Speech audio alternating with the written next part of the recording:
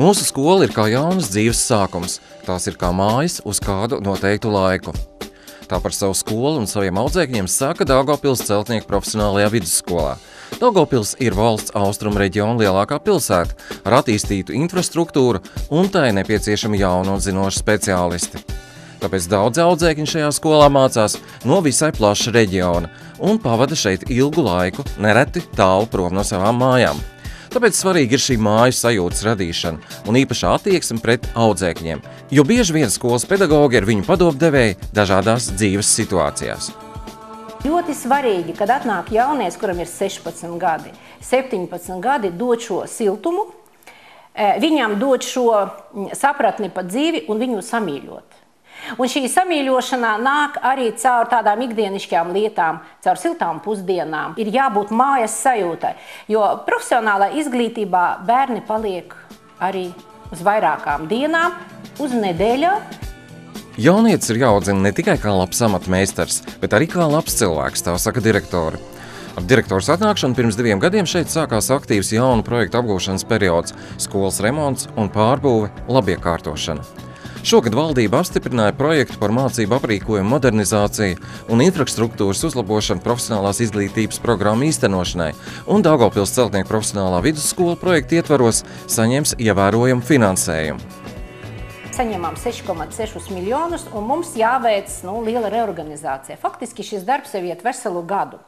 Tātad mums sakārtosim dienesta viesnīcas, vēl labākas nekā ir.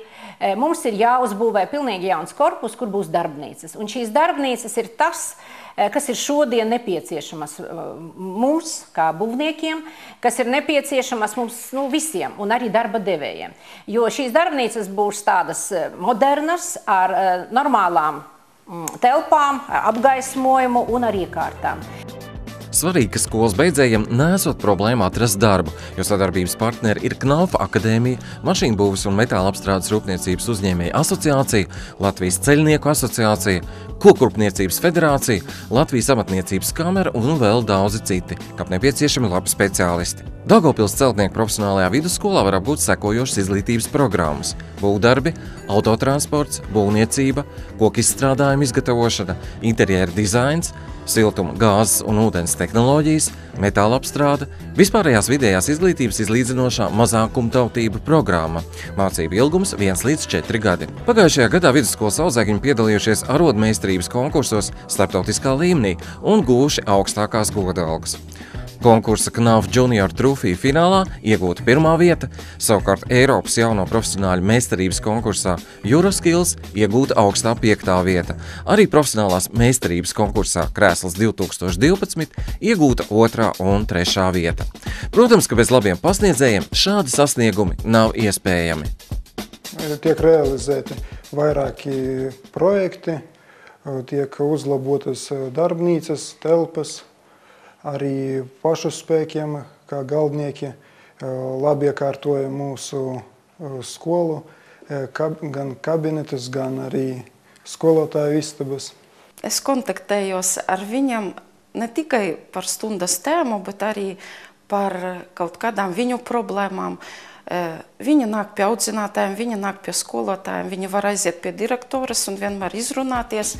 Un tiešām te ir kā liela ģimene. Audzēkņiem ir arī labi sasniegumi sportā. Iegūtas godalgas volejbolā, futbolā, dambretē un svaru bumbas celšanā. Te pagājušajā gadā izcīnīta sudraba medaļa ASV, vēl gadu iepriekš sudrabs un zelts Eiropas junioros. Iegūts arī ceļojošais kauss kā sportiskākajai profesionālās izglītības iestādei. Iegūta 2. vieta. Mūsu skola izcīnīja Latgales reģiona 1. vietu viega atletika, svarbumbu celšana un tād veid kā badminton. Šeit ir pieejama arī plaša spektra medicīniskā palīdzība. Ir ārsta palīgs, kas pieņem un konsultē audzēkņus, un vienreiz nedēļā ir arī ģimenes ārsts, kas pieņem un konsultē pacientus. Mēs sniedzam gan neatliekamo palīdzību, gan akūto saslimšanu gadījumā, uz vietas veicam pārsiešanu, injekcijas nepieciešamās, Un vienreiz gadā visiem audzēkņiem veicam arī profilaktisku apskati.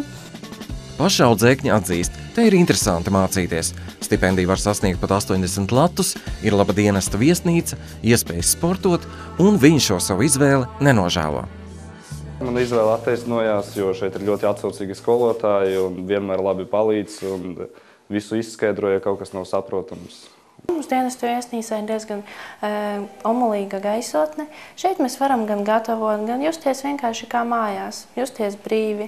Mums ir labas, izremontētas guļamistabas, atpūtas telpa, kur mēs jebkurā laikā varam atpūsties, paskatīties DVD.